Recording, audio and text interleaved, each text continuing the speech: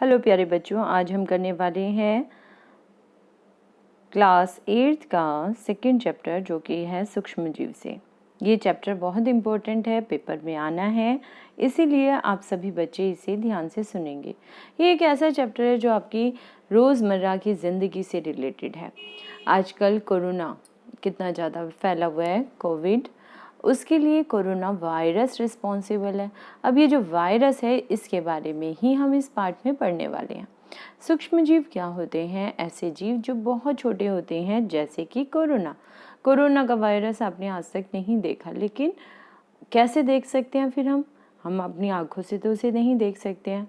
हमें बस ये पता है कि वो अगर हम बार बार साबुन से हाथ धोएंगे तो चला जाएगा, हाथों में से सब्जियों को धोकर खाएंगे तो वो चला जाएगा, है ना।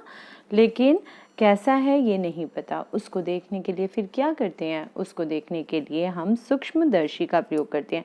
एक यंत्र होता है जिसके अंदर लेंस लगे होते हैं।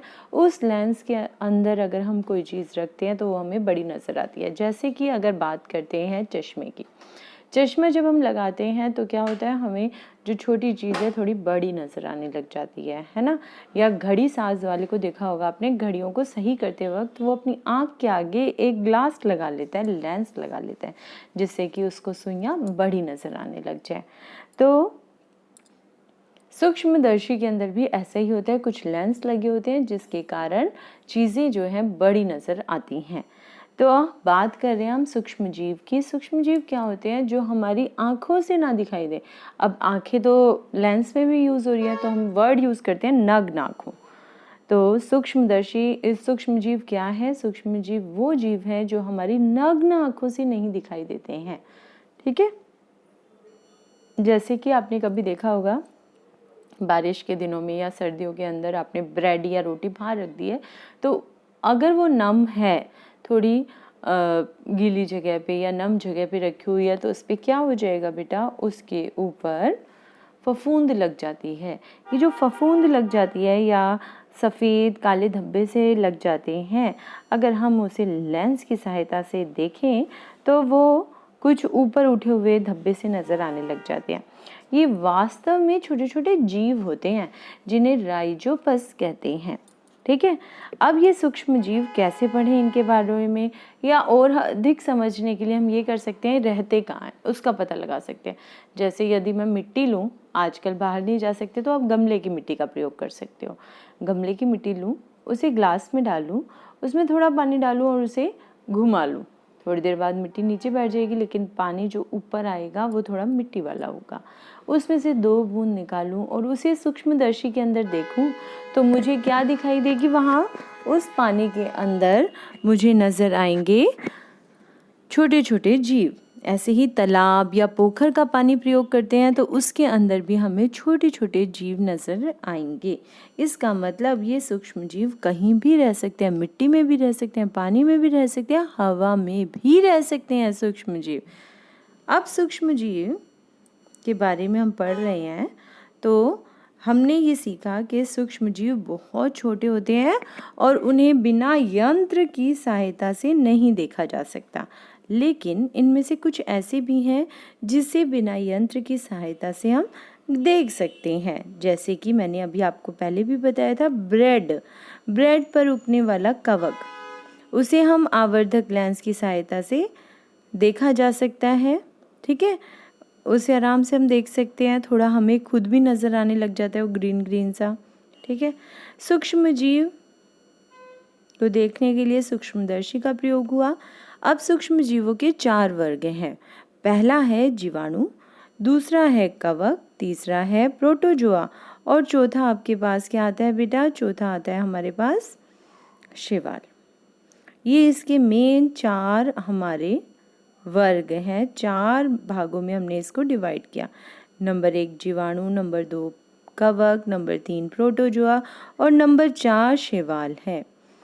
लेकिन ये तो बात हुई, लेकिन कुछ ऐसे भी जीव हैं जैसे कि विषाणु। इसका मतलब वो 5वां वर्ग है हमारे पास, लेकिन वो स्पेशल केस है।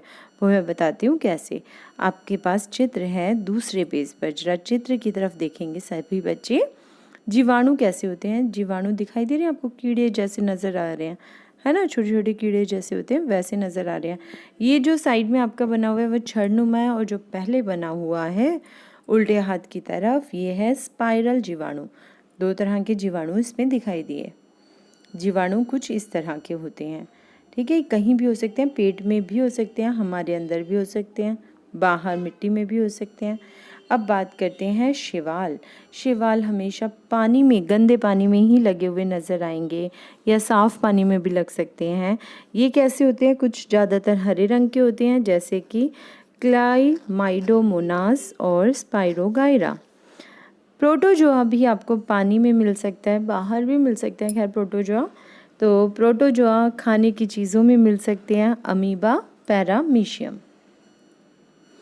कवक, कवक इस तरह से है, मैंने अभी बताया ब्रेड के ऊपर हरे रंग की फफूंद सी लग जाती है जिसे हम कवक कहते हैं। इसका नाम है राइजोपस, ये याद रखना है, ठीक है। कवक में पेंसिलिन है दिया हुआ है, एस्परजिलस दिया हुआ है। एक एक आप इनमें से चित्र बनाकर थोड़ी सी प्रैक्टिस कर सकते हैं बेटा, जैसे कि प्रोटोजोआ में अमीबा का चित्र बना लो, ब्रेड मोल्ड का कवक में बना लीजिए, और जीवाणुओं का इनमें से कोई भी एक जीवाणु आप छड़नुमा सीधा जीवाणु है वो याद रख लीजिए, ठीक है। अब हम बात करते हैं, एक्चुअली में पाठ का नाम है सूक्ष्मजीव तो है ही, साथ में मित्र और शत्रु भी है। क्या ये हमारे फ्रेंड है या हमारे एनिमी है, हमारे शत्रु ही हैं, वो बात कर रहे हैं हम। अब कौन कौन सी बीमारियां या हमें कौन कौन सी इनसे दिक्कतें हो सकती हैं, यहाँ ध्यान से देखिए, इसमें लिखा हुआ है अर्थात जीवाणु पौधे और जंतु कोशिकाओं में गुणन करते हैं। जितने भी जीवाणु हैं, जो हमने 4 क्लासेस इसकी पढ़ी थी, कौन कौन सी अब थी, जीवाणु, जितने भी सूक्ष्म जीव थे उनके अंदर हमने 4 क्लासेस पढ़ी थी, जीवाणु, कवक, प्रोटोजोआ और शैवाल। जो ये जीवाणु हैं ये पौधों में भी लग सकते हैं, जंतु की कोशिकाओं में कहीं भी जो है वो गुणन कर सकते हैं। गुणन मतलब बढ़ सकते हैं, 1 से 2, 2 से 3, 3 से 4 हो सकते हैं। यहाँ गुणन शब्द आपको नज़र आ रहा है, इसका मतलब यही होता है, ठीक है। अब हम बात करते हैं इन सूक्ष्म जीव से कौन से रोग हो सकते हैं। तो सूक्ष्म जीव से, जैसे कि अगर हम वायरस की बात करते हैं, वायरस का नाम नहीं बोल रही मैं अभी, कोरोना वायरस नहीं बोल रही, कोई भी वायरस बहुत तरह के हैं बेटा। उनमें से क्या क्या बीमारियां वो कर सकते हैं, वो कर सकते हैं जुकाम, इन्फ्लुएंजा जिसे फ्लू कहते हैं, जिसके साथ बुखार भी होगा, जुकाम भी होगा, और खांसी। ये कौन कर सकता है, जीवाणु कर सकते हैं, ठीक है। कुछ वायरस से कौन सी बीमारी हो सकती है, उनसे पोलियो और खसरा भी हो सकता है। तो अगर क्वेश्चन कैसे आता है, ये पूछा जाता है वायरस से होने वाली बीमारियां बताइए, तो आपको याद होना चाहिए कि इनसे इन्फ्लुएंजा हो सकता है, खांसी हो सकती है, जुकाम हो सकता है, पोलियो हो सकता है, खसरा हो सकता है। अब बात करते हैं प्रोटोजोआ। जो ये प्रोटोजोआ है उनसे कौन सी बीमारियां हो सकती हैं, उनसे अतिसार हो सकता है और मलेरिया हो सकता है, ठीक है। अब जीवाणुओं से होने वाली बीमारियों को देखें तो जीवाणु से टीबी हो सकता है, जिसे क्षय रोग कहते हैं, या टाइफॉइड हो सकता है। ये किससे होता है, जीवाणुओं से होता है शरीर के अंदर, ठीक। आगे थोड़ा सा चलते हैं बेटा। अब हम बात करते हैं वायरस कैसे होते हैं, क्या ये पानी में रहते हैं, मिट्टी में रहते हैं और वहाँ पे बढ़ने लग जाते हैं। अब तो सब बच्चों को अच्छे से क्लियर है कि वायरस ऐसा नहीं करते। वायरस यदि किसी सतह पे पड़े हैं, कहीं पानी में रखे हुए हैं, मिट्टी में रखे हुए हैं, तब वो नहीं बढ़ रहे, जबकि जैसे ये किसी सजीव के अंदर पहुँच जाएंगे ये वायरस, वहाँ जाके बढ़ना शुरू कर देंगे। अब इसके 2 चित्र आपको अलग अलग 2 वायरस के दिखाए गए हैं। और कोरोना वायरस में कैसे है बेटा, कोरोना वायरस में कुछ ये बिल्कुल गोल है और उसके अंदर से कुछ इस तरह से निकला हुआ है ना, ये कोरोना वायरस है सारे में। चलिए, मित्रवत सूक्ष्मजीव की अगर हम बात करते हैं, मित्रवत मतलब पहले तो हमने सूक्ष्मजीव रहते कहाँ हैं ये पढ़ेंगे भाई। सूक्ष्मजीव अभी अभी हमने देखा कि पानी में भी रह सकते हैं, हवा में भी रह सकते हैं, मिट्टी में भी रह सकते हैं, क्या ये बर्फ़ में भी रह सकते हैं और बहुत अधिक गर्मी में भी रह सकते हैं। तो चेक करते हैं, यह बर्फीले शीत से उष्ण स्तोत्रों तक हर प्रकार की परिस्थिति में जीवित रहते हैं। ये मरुस्थल में, दलदल में सब जगह पाए जाते हैं। यह मनुष्य सहित सभी जंतुओं के शरीर के अंदर भी पाए जाते हैं। कुछ सूक्ष्मजीव दूसरे सजीवों पर आश्रित होते हैं, जबकि कुछ अन्य स्वतंत्र रूप से पाए जाते हैं। अमीबा जैसे हैं वो सूक्ष्मजीव अकेले रहते हैं, जबकि कवक जो है वो एक के साथ बहुत सारे समूह में रहता है। ऐसे ही जीवाणु भी, शरीर में एक कीड़ा नहीं होगा, अगर पेट के कीड़े होते हैं तो बहुत सारे हो जाते हैं, है ना। और कहीं भी आपने देखा होगा छड़नुमा कीड़े अगर होते हैं जीवाणु तो वो बहुत सारे हो जाएंगे। सूक्ष्मजीव और हम, क्या ये हमारे लिए अच्छे हैं या बुरे हैं, इनके बारे में बात करते हैं।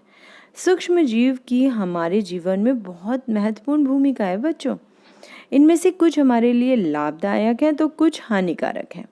जीवों में रोग के कारक हैं। आइए हम विस्तार से इसका अध्ययन करें। तो करना शुरू करते हैं इसका अध्ययन। आप पेज पर ऊपर की तरफ चलते हैं। यहाँ क्या लिखा हुआ है?